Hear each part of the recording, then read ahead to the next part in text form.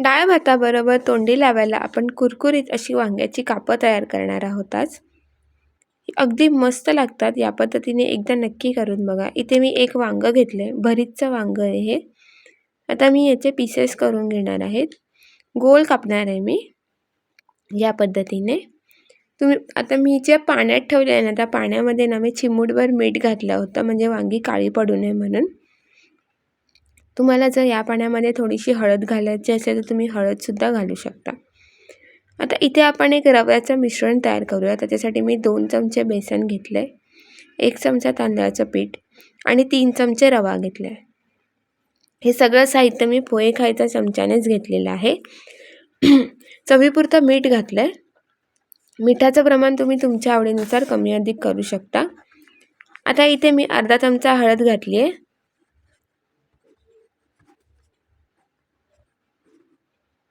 1 चमचा लाल तिखट,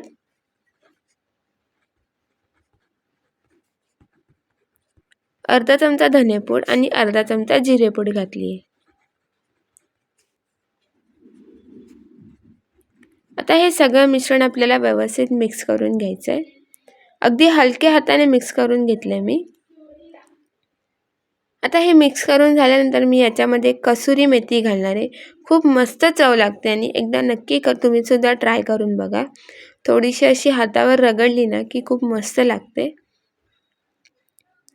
आता हे मिश्रण मी साईडला ठेवते आणि आपण वांग्यांना लावायला मसाला तयार करूया. वांगी जरासुद्धा काळी नाही पडली आहे, तुम्ही बघू शकता.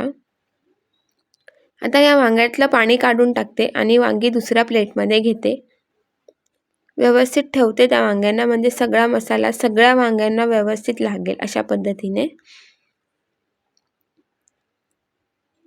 वांगी व्यवस्थित ठेवून झालेली आहेत. आता आपण मसाला तयार करूया. अर्धा चमचा आलं लसूण पेस्ट, अर्धा चमचा धनेपूड, अर्धा चमचा हळद घेतली आहे,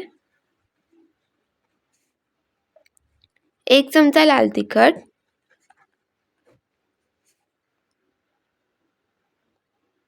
अर्धा चमचा धनेपूड आणि अर्धा चमचा जिरेपूड घेतली. आता याच्यामध्ये मी 2 ते 3 कोकमं भिजत घातली होती आणि त्याचा आगूळ तयार केला आहे आणि तो सुद्धा घातला आहे. उत्तम चव लागते आणि तुम्ही सुद्धा एकदा नक्की ट्राय करून बघा. आता हा सगळा मसाला आपल्याला वांग्यांना व्यवस्थित लावून घ्यायचा आहे.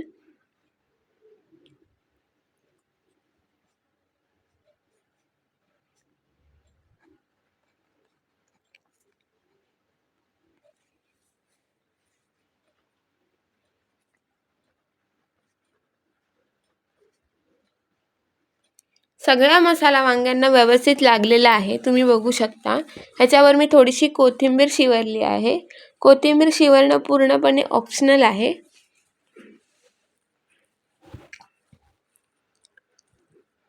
आता आपण वांगी फ्राय करायला घेणार आहोत. त्याच्यासाठी मी आधीच तव्यावर तेल टाकलंय. हे 2 ते 3 चमचे तेल आहे. वांग आपण तयार केलेल्या रव्याच्या मसाल्यामध्ये बुडवलं आणि या पद्धतीने सोडून घेतलं तव्यावर. मी एका वेळेला 4 वांगी फ्राय करणार आहे. तुमचा जर तवा मोठा असेल तुम्ही जास्त सुद्धा करू शकता. तेल जास्त नाही घातलंय, त्याचं कारण असं, तेल जर जास्त घातलं ना तर वांग असं तेलकट होतं, अजिबात कुरकुरीत होत नाही. आता ही वांगी मी दोन्ही साईडने छान अशी खरपूस भाजून घेणार आहे.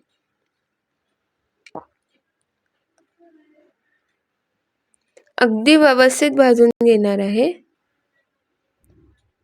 एक साईड भाजून झालेली आहे, आता दुसरी साईड भाजून घेते.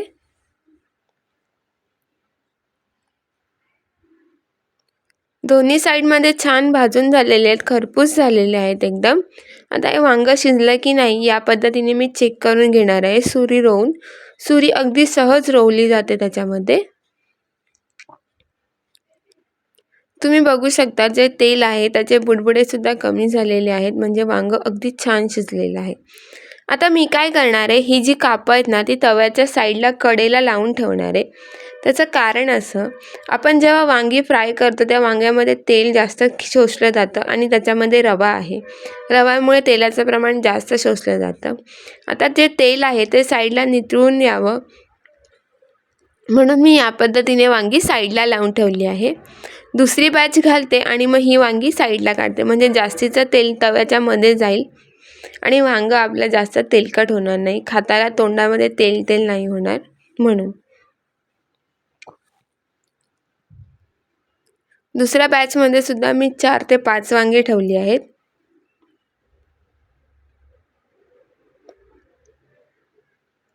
आता ही बाकीची वांगी मी काढून घेते, जी आपण आधी फ्राय करून घेतली होती. खूप मस्त आणि कुरकुरीत होतात या पद्धतीने केल्यावर. तेलसुद्धा तुमचं नितळून जातं. तेलसुद्धा जास्त तेल तेल होत नाही प्लेटमध्ये.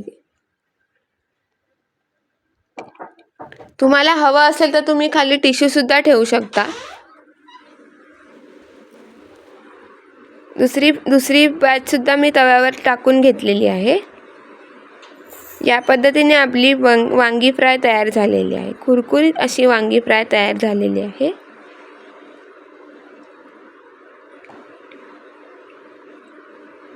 व्हिडिओ आवडल्यास लाईक, शेअर आणि सबस्क्राईब करायला विसरू नका आणि रेसिपी कशी वाटली हे नक्की कमेंट करून सांगा. पुन्हा भेटूया अशाच एका नवीन रेसिपीसोबत. तोपर्यंत धन्यवाद.